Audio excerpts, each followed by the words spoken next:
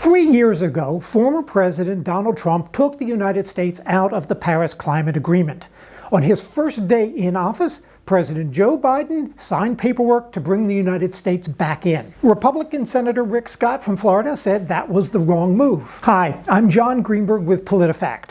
Scott said the Paris Agreement is bad for America because it does nothing to hold real polluters like China and India accountable. Does the Paris deal give China and India a free pass? Time for a Truth-O-Meter Minute.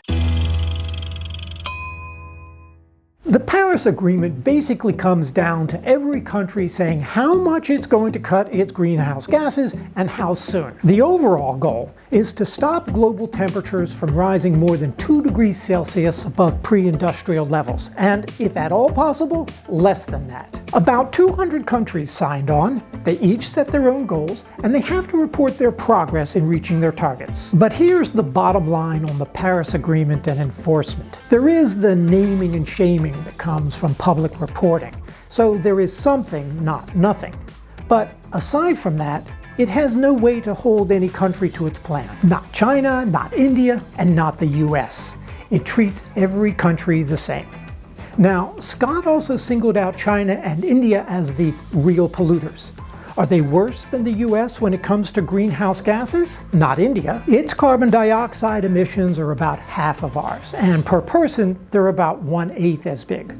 As for China, in terms of total emissions, they put out about twice as much as the United States. But per person, the US releases more than twice as much as China. Definitely more complicated than Scott said. Time now for the rating. Scott said the Paris Agreement is a bad deal for the United States because it does nothing to hold the real polluters like China and India accountable.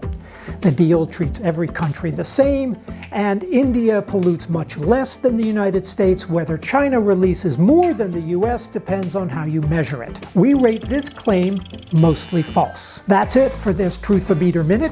If you want to get more fact checks, come to our website, PolitiFact.com. And while you're there, sign up for our newsletter so you can stay on top of our latest work.